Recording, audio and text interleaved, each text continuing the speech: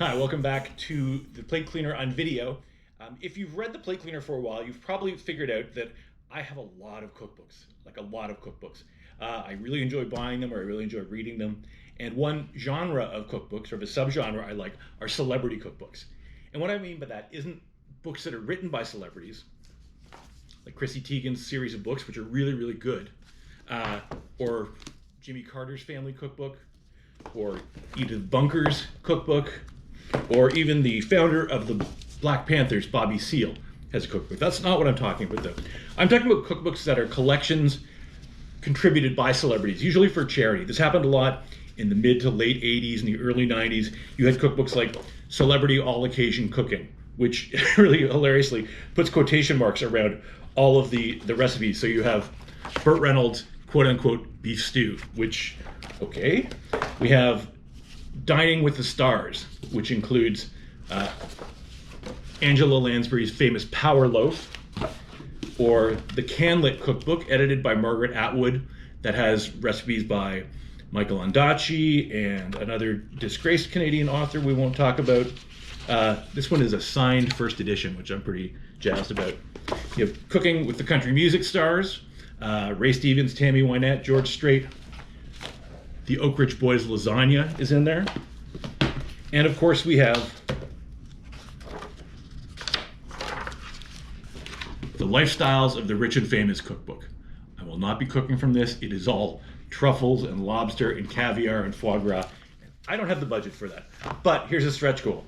If and when this channel gets monetized, I will make something from the Lifestyles of the Rich and Famous cookbook, but not until then. I was really inspired to start a new series by the YouTuber Anti-Chef, who started out with a nod to Julie and Julia, working his way through Julia Child's Mastering the Art of French Cooking. And since then, he's gone on to other big chefs, Anthony Bourdain, Thomas Keller, and used their books to make recipes. And I thought, well, that would be fun to do, but I want to do something a little bit different. So I thought I will cook from celebrity cookbooks and see how those recipes work out. And the first book that I wanted to cook from is actually called Airfare. And it is a book of recipes contributed by mid-80s CBC personalities, David Suzuki, Tommy Hunter, Knowlton Nash. And the first one that I wanted to cook, I felt I really had to cook. I'll play you this music and you will know who I'm talking about. That's right, it's Ernie Coombs' Mr. Dressup.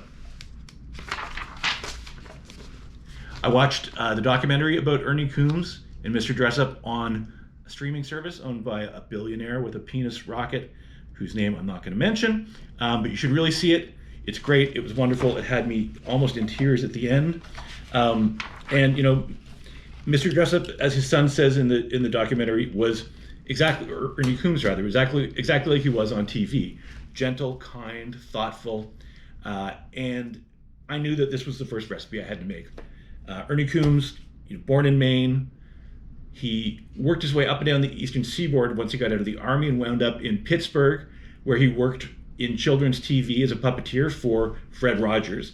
Then when Fred Rogers moved to Canada to work for the CBC, he brought Ernie with him. And then 2 years later, Fred moved back to Pittsburgh and suggested that Ernie become an on-air talent. And that show, which was called Butternut Square, featured Ernie as Mr. Dressup. And then when Butternut Square sort of fell victim to budget cuts, he became the lead role in the show Mr. Dressup, which is the one that we knew from, I think, 1968, 1 year before Mr. Rogers' Neighborhood, to 1996. So, of course, there's a whole generation of Canadians who grew up with nothing but a soft spot in their heart for Ernie Coombs and Mr. Dressup. So how could I not do that first to kick off this series with a big hit? So the recipe I'm going to do today is his pasta with clam sauce recipe. Ernie grew up in Maine, and he said that he liked all kinds of seafood except sea urchin. So I guess Mr. Dressup can be wrong about one thing. For this recipe, it's a pretty simple one, and we're not going to need that many ingredients. There's 1 clove of garlic chopped up. It says 1 clove. I'm just doing half the recipe, and it says 1 clove. I've actually put in 2 cloves because it's 2025. I think we have a little more appetite for garlic. Just a bunch of parsley chopped, 1/4 of a green pepper chopped, and half a small onion. Now, again, if you've been reading the Plate Cleaner for any amount of time, you'll know that Things like a small onion drive me up the wall because your small is not my small. This is about 50 grams. Again, it calls for half an onion. He calls for 2 cans of baby clams. I've got 1 can, 2 tablespoons of olive oil, some pasta, and some wine to splash in. So let's get cooking. This is a pretty straightforward recipe. We start by putting 2 tablespoons of olive oil into a pan that I'm going to heat over medium high, and I'm going to add some garlic to that. This is kind of an unusual step that you don't really see it in a lot of European cooking, but it is to cook the garlic until it is dark brown in the oil, and then remove it from the oil. So we'll let that go for a little bit. Oil's getting up to heat now. You know, usually when you're cooking European food, the object is to get the garlic almost brown, but the general consensus is that it gets acrid afterwards. I quite like, you know, browned or golden garlic. You see it in a lot of Asian foods where it does get that way, and it's just a different approach, I guess. But what we're really doing is just getting the garlic flavor into the oil and not worrying as much about the garlic, because that will be removed.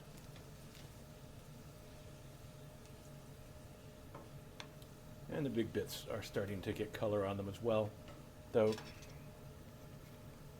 more golden than dark brown. I don't know how dark brown is for Mr. Dressup, but we'll see.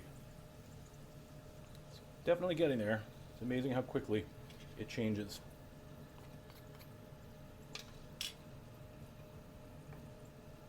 I think I'm going to call that dark brown. That looks pretty dark brown to me. I don't want it to burn. So I will get rid of the garlic and just keep that flavorful oil. Okay. Place the pan with all that we could get out. Put the heat back to a medium high. And then we add the green pepper and the onion to the oil.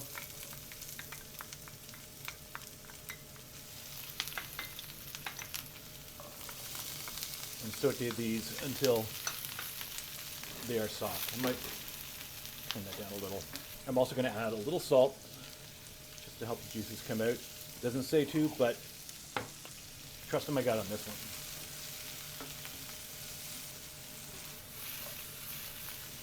Fancy. To see how soft they are.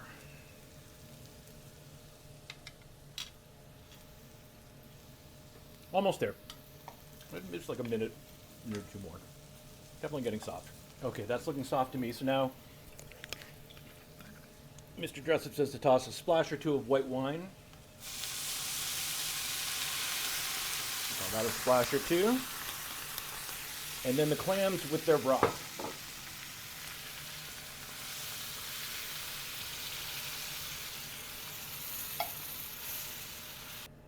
And once that is heated through, we'll add some parsley.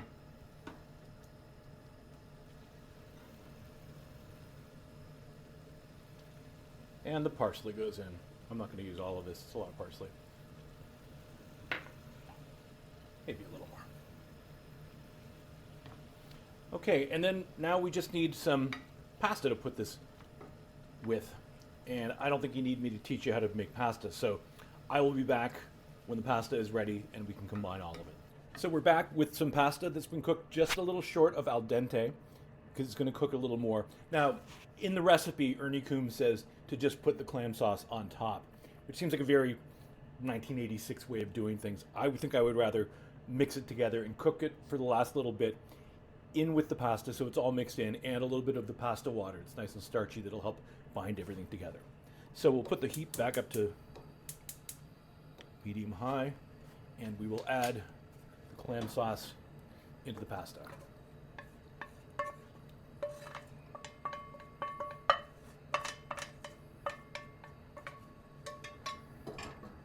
Plus a little of our pasta water, just about 1/2 cup.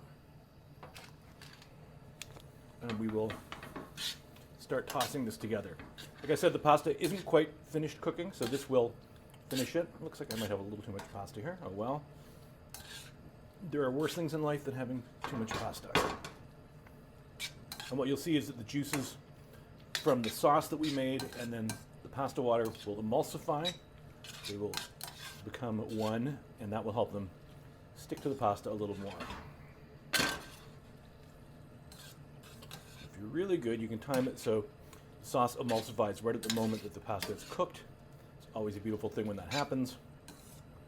It just takes a little bit of, well, luck at first, and then experience.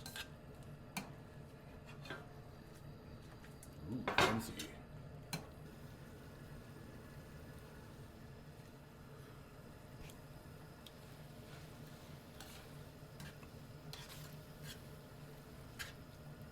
Yep, that's it. That's the bite I was looking for. The sauce is nicely emulsified, clinging to the noodles. So I think we're done. Let's plate this up.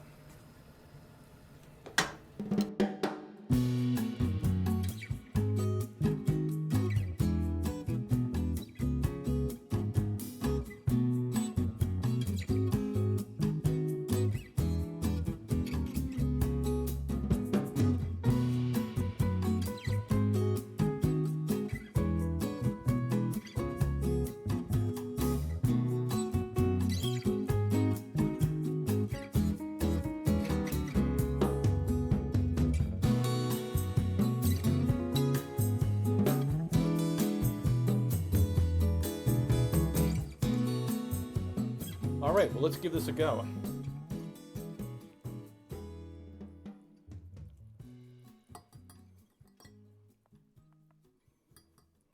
Healthy mouthful.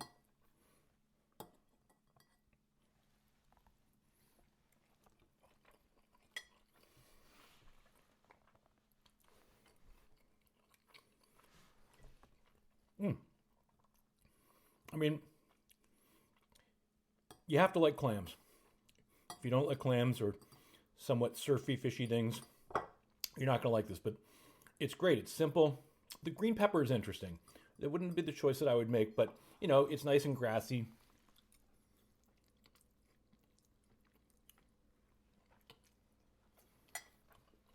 And it works.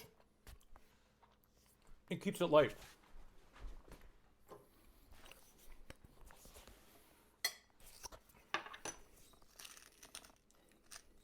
But it could use a little blast of pepper. In the recipe, Ernie Coombs says that you can put Romano cheese on this.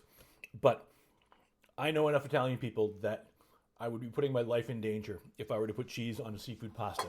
So I'm not going to do that. I'm just going to add the pepper and enjoy this. This is tasty.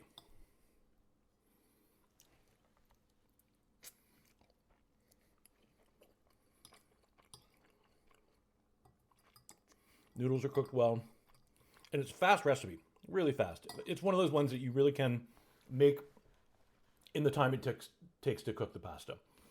It came together in a few minutes. It would be ready before the pasta was even close to being done. So, unfortunately, a lot of the people in this book are no longer with us. Tommy Hunter, Pierre Berton, Knowlton Nash, Bob Hom, the Friendly Giant, Ernie Coombs. But there are a lot of people who are still with us. Lally Cadeau from Hanging In, Jay Ingram from Quirks and Quarks, Vicky Gabbro, David Suzuki, whose recipe I really don't want to make because it's called chunder, which, if you know anything about British English, is kind of repulsive. So if anyone knows any of the people in this book that I've mentioned and can get them to come and cook with me, I would really love to cook one of their recipes with them. So I'm just putting that out there. If anyone knows any of the people, I'll list them in the comments, in the description of this video. Somebody must know one of them, and we can get them on, and we will cook with them. So thanks for watching. This is the first in a series that I'm going to be calling Just Add Celebs. So I don't know what book I'll cook from next. Maybe we'll go more into this. Maybe it'll be the Oak Ridge Boys lasagna, but we'll find out next time. Thanks a lot.